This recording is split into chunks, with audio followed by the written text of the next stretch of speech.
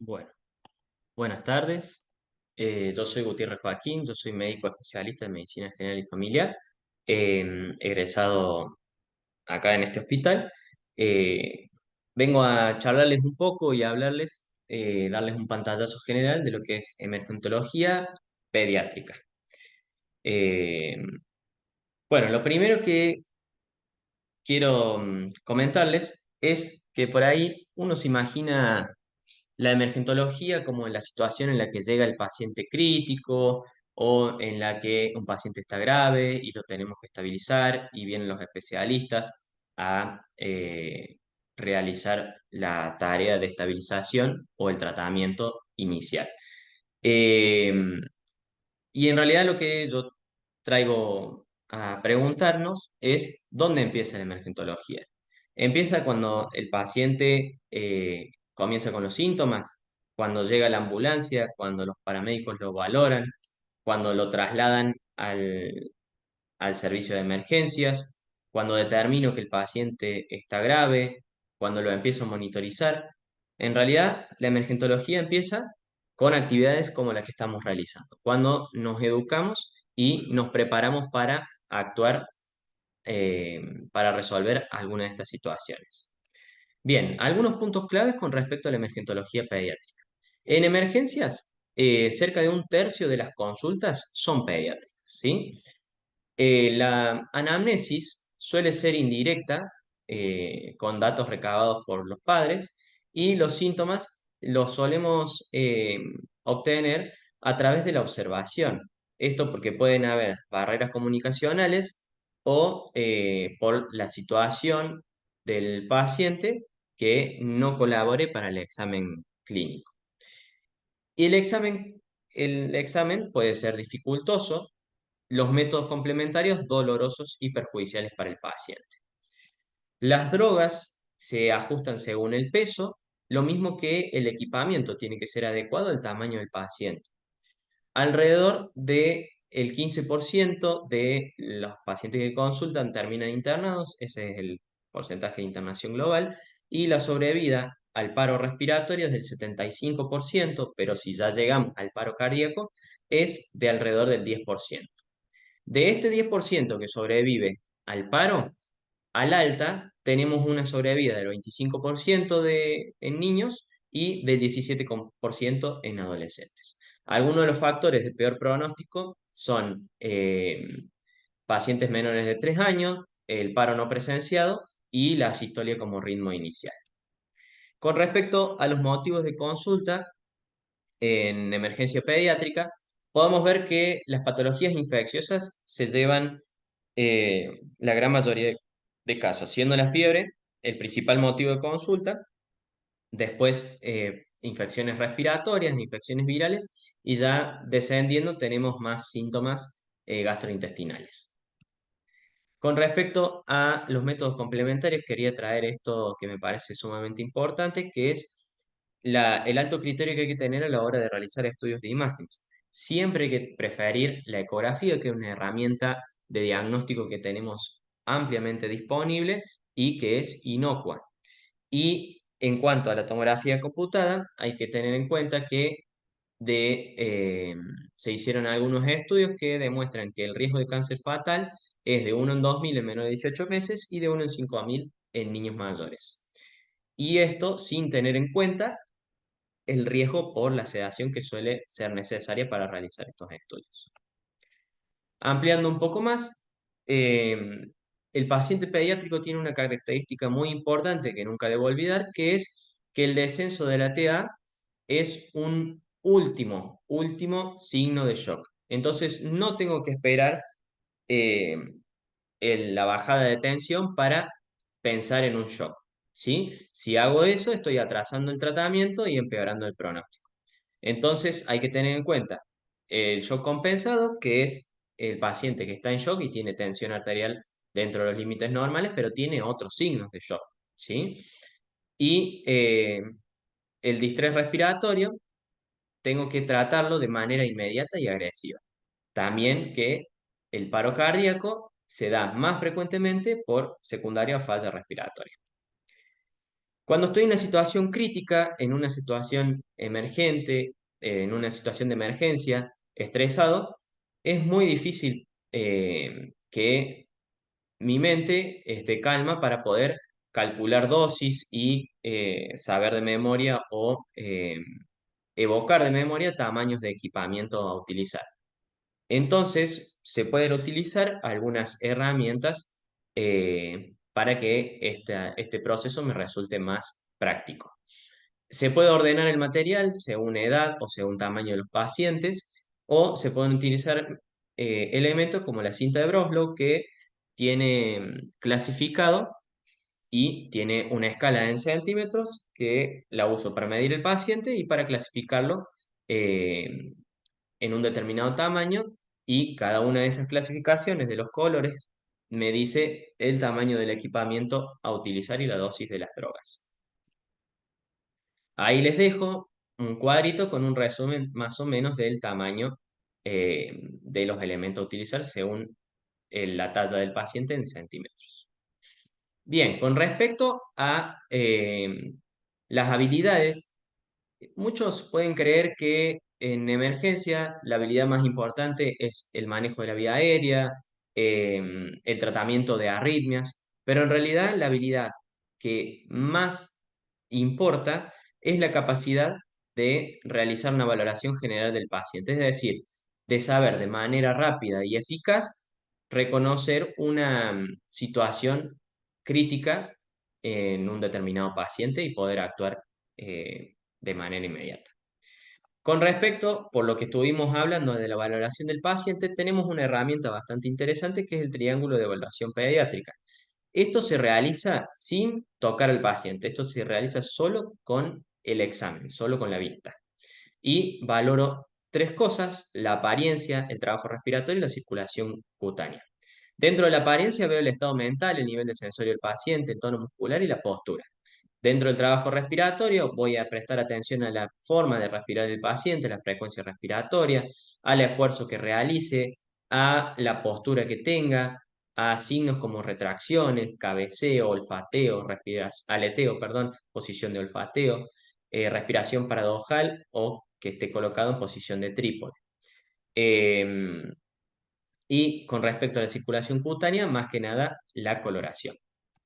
Entonces, para valorar la, eh, dentro de la apariencia y el estado mental, puedo utilizar la escala de coma de Glasgow, que sabemos que la tenemos que adaptar en pacientes pediátricos que no tengan desarrollado el lenguaje, y si no, más práctico, la escala ABRI, que me clasifica el paciente si está alerta, si responde solo la voz, si responde solo el dolor o si está inconsciente, que tiene una equivalencia bastante interesante con la escala de coma de Glasgow de los puntos de corte 15, 13, 8 y 3. ¿Por qué es muy interesante esto? Porque es lo que son puntos de corte que usamos, por ejemplo, en la clasificación de gravedad del traumatismo cráneoencefálico. Otra escala para valorar la apariencia es la escala de Tickles en inglés. Em, con respecto al trabajo respiratorio, ahí tiene ejemplo de retracción, posición de olfateo. En cuanto a la valoración de la coloración, ver si tiene reticulado, si tiene rubor, si está cianótico, si está pálido.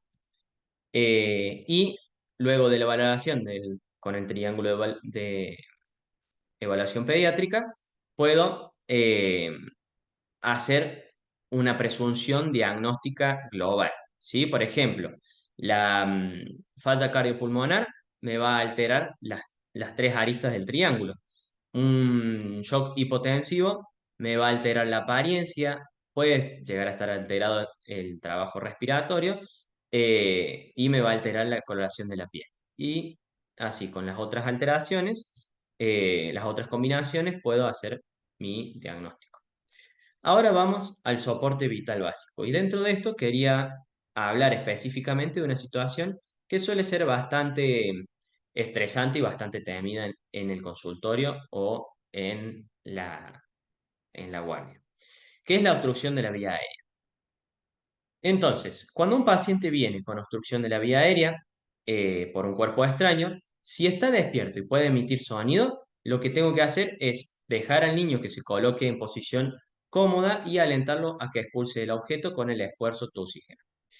Si está despierto pero no puede emitir ningún sonido, asumo que hay una obstrucción total de la vía aérea superior. Entonces ahí tengo que realizar maniobras de rescate. La maniobra de Heimlich en niños mayores y si no, la combinación de palmadas dorsales con compresión torácica, con compresiones torácicas. Las palmadas dorsales se realizan como ven en la imagen con el talón de la mano en la región posterior e inferior del tórax, con el niño inclinado hacia adelante. Algunas bibliografías agregan la apertura de la boca con los dedos de la mano que sostiene el niño. Le doy 5 palmadas, lo invierto de posición y realizo 5 compresiones torácicas. Esto lo realizo hasta que haya desobstrucción o hasta que el paciente entre en paro. Si entra en paro, empiezo RCP. Con respecto a la valoración y la acción en la respiración, lo que tenemos es la respiración de rescate, que lo podemos realizar boca a boca, depende del tamaño del niño, puede ser boca a boca, propiamente dicho, o boca, nariz, boca. Se realizan ventilaciones cada 2 a 5 segundos y observando la elevación torácica. También lo puedo realizar con los elementos, con las bolsas autoinflables o los dispositivos AMBU. Eh, digamos, en cada categoría de edad hay distintos tamaños. En los pacientes menores de 5 años, eh, de 450 mililitros, en los niños mayores de 1000 mililitros y en adultos el tamaño es de 1500 mililitros. Pero esto no quiere decir que si yo no tengo esos tamaños, no puedo aplicar la ventilación. Puedo utilizar una, una bolsa de adultos de 1500 mililitros, prestando atención a la elevación torácica y evitando presiones excesivas, a su vez de contar con los elementos de seguridad necesarios como una válvula de escape y una válvula de medición de PIP. Eh, una válvula de medición de presión inspiratoria. Eh, con respecto a la oxigenoterapia, durante la RCP se administra al 100% de fío y cuando hay retorno de circulación espontánea, suministro lo suficiente para obtener una saturación del 94%. Ahora bien, yo tengo a este paciente. El tamaño que tengo que usar de máscara para ventilarlo es esa. Pero yo no cuento con esa máscara, cuento con una máscara así. Entonces, ¿qué hago? No lo ventilo. No, lo que puedo hacer es invertir la máscara y utilizarla como si fuera una máscara, una total face mask. Con respecto a la circulación, ¿cuándo está indicado iniciar el masaje? Si tengo mala perfusión y frecuencia cardíaca menor a 60 o si no detecto pulso. ¿Sí? ¿Dónde puedo buscar pulso? Humeral, femoral, como ven ahí en las dos imágenes, carotidio. ¿Sí? ¿Cómo se realizan las compresiones, el masaje cardíaco? En la mitad inferior del esternón a 100 ciclos por minuto y con una profundidad que se realiza acorde a la edad. Para, digamos, ser prácticos, suele ser de 1/3 a la mitad del descenso del diámetro del tórax. Eh, Se puede controlar la efectividad mediante pulsos. En menores de 1 año se utiliza la técnica de 2 pulgares, como ven en esta imagen, y donde lo abrazo al paciente y realizo las compresiones con los 2 pulgares en la zona inferior del esternón. Hay que prestar atención de hacer compresión con los pulgares y no de estrujar el tórax del paciente porque eso no va a ser efectivo. Puedo también, si no, utilizar la técnica de una sola mano con 2 dedos. Desde 1 año hasta la pubertad, la técnica con una mano en la misma posición que para adultos, pero sin apoyar, sin entrelazar la segunda mano sobre la primera. Si no resulta cómodo, no resulta adecuado, utilizo la técnica para adultos, ¿sí? La frecuencia es 15-2 si tengo dos rescatistas y 32 si estoy solo. Lo antes posible, colocar un DEA para monitorización y desfibrilación, porque recordemos que el tratamiento eh, para un paro con un ritmo desfibrilable es la desfibrilación, es el choque. Por eso, cuanto antes va a ser mejor el pronóstico. Bien, utilizamos parches de tamaño pediátrico con atenuador si es posible.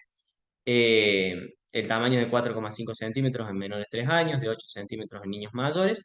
Y si no tenemos los tamaños adecuados, le pongo el DEA con los parches de adulto, ¿sí? Colocándolos en posición antero-posterior. Eh, si Cuando coloco los parches, lo más importante es que no estén en contacto entre sí y eh, colocarlos de una manera que la corriente atraviese la mayor cantidad de masa cardíaca posible. Por eso, cuando son grandes los parches, la forma antero-posterior es la ideal. Desfibrilar lo antes posible cuando esté indicado y no interrumpir los masajes a la espera de la carga. En el caso de que no tenga un DEA, recuerden que la dosis es de 2 joules por kilo inicial y después de 4 joules por kilo en dosis subsiguiente y se puede aumentar incluso más. Inmediatamente se hace la descarga, reinicio los masajes por 2 minutos y recién ahí controlo pulso y electrocardiograma. ¿Por qué? Puede que ese corazón salga del paro con la descarga, pero ese corazón sale con seguramente shock cardiogénico, entonces yo lo tengo que apoyar con el masaje, ¿sí? En cuanto a los ritmos desfibrilables, la fibrilación ventricular y la taquicardia ventricular sin pulso, que ven a la izquierda, son los que requieren choque. La sistolia y la actividad eléctrica sin pulso, que ven a la derecha, son los que no requieren choque. Bien, ahora, ¿cómo actuar si yo estoy en cualquier lado y tengo un paciente que está inconsciente, flácido, pálido y oceanótico? ¿Sí? Esto es un paciente que está crítico. Tengo que actuar rápido. Entonces, lo primero que voy a hacer es pedir ayuda. Si yo me quedo solo, por más que sea el mejor reanimador de la ACLS, del, del PALS, no va a tener un buen pronóstico. Entonces, lo primero es pedir ayuda. Controlo el pulso y la respiración mientras activo el sistema, ¿sí? Y ese activar el sistema depende en dónde estemos, ¿sí? Lo puedo hacer yo o puedo ordenar directamente a alguien que lo haga, que llame al 107, que llame a la unidad de tratamientos críticos, que active el código rojo en la institución o que llame a mis compañeros si estoy en el servicio de emergencias. Entonces, controlo pulso y respiración. Como verán, lo puse a las dos cosas juntas activar el sistema y controlar el pulso y respiración. Por más que yo controle el pulso y ese paciente tenga pulso, esté respirando, claramente no es un paciente que está sano y claramente va a necesitar una valoración más completa, más profunda y una monitorización en una unidad crítica. Entonces, si tengo pulso y respira, lo voy controlando, doy tratamiento de sostén y valoro cada 2 minutos el pulso y la respiración, ¿sí? Espero la llegada de la complejidad, ya sea de la ambulancia, ya sea del resto de mis compañeros, ya sea del carro de paro, ya sea de la derivación a el servicio de emergencias, al shock room o a la unidad de cuidados críticos. Si no respira o tiene una respiración agónica, voy a dar ventilación de sostén cada 3 a 5 segundos y voy a controlar el pulso cada 2 minutos. En el caso de que deje de tener pulso o la frecuencia cardíaca sea menor de 60, inicio masaje cardíaco. Si no tengo pulso, empiezo el protocolo de RCP con 30 masajes, 2 ventilaciones si estoy solo, 15-2 si estoy acompañado. Conecto el DEA, o sea, lo antes que pueda ver el ritmo en el que está el paciente, si es desfibrilario o no, y si administra shock, reinicio inmediatamente RCP por 2 minutos y luego control. Aquí les quise dejar un poquito algunas maniobras a realizar, depende de la edad del paciente. Por ejemplo, la maniobra para la apertura de la vía aérea es frente-mentón en todas las edades, si no tiene trauma. Si tiene trauma, es la subluxación mandibular. Si tengo este, si tengo un cuerpo extraño en la vía aérea está consciente, lo puedo succionar si es recién nacido, lo puedo aspirar si es recién nacido. Como les había dicho, si no emite ningún sonido, palmadas torácicas y compresiones, palmadas y compresiones. Si es menor de un año a la pubertad, o sea, mayores de un año, maniobra de Heimlich. Si está inconsciente, eh, hago compresiones eh, torácicas en menores de un año y eh, maniobra de Heimlich en mayores de un año. Cada cuánto ventilo, en menores de un año, cada 3 segundos, y de un año a la pubertad cada 3 segundos y en la pubertad cada 5 segundos. ¿En dónde busco el pulso? En recién nacidos umbilical, en menores de un año el braquial, de un año de mayores de un año carotidio o femoral. Y la compresión, eh, como les había dicho, va de un tercio a la mitad del diámetro anteroposterior del tórax, eh, siempre en la región inferior del esternón. Y quería hablar un poquito, un ratito, de lo que es el protocolo de RCP en soporte vital avanzado. ¿Sí? Esto ya es con monitorización, con uso de drogas, con la posibilidad de intubación, ¿sí? No quería detenerme mucho en esto porque la idea era eh, darles herramientas para que se manejen en cuanto al medio en el que normalmente se desarrolla un médico de familia, que es un centro de atención primaria. Como verán, por lo hablado, hay un cierto, una cierta lista de herramientas que por ahí estarían buenos que las tengamos en cuenta para solicitarlas y que son de suma utilidad cuando tengo pacientes críticos. En primero, el AMBU. Como les dije, no hace falta que tener uno por cada tamaño de paciente. Con uno, eh, dos o tres tamaños de máscaras suele ser suficiente. Me sirve un montón para poder dar ventilación de rescate. De todos modos, recuerden que si no ventilo, priorizo masaje cardíaco, ¿sí? Eh, obviamente que el DEA, en un mundo ideal, todo lugar que tenga una circulación eh, masiva de personas un, y atienda a personas enfermas, tendría DEA. No disponemos así, pero sí tener armado, protocolizado, l- la activación del sistema de emergencias. Desde qué teléfono, quién está encargado, a qué número y arreglar con ese sistema de emergencias, por ejemplo, si es una ambulancia, eh, para que se logre la llegada en el menor tiempo posible con el equipamiento necesario para atender al paciente.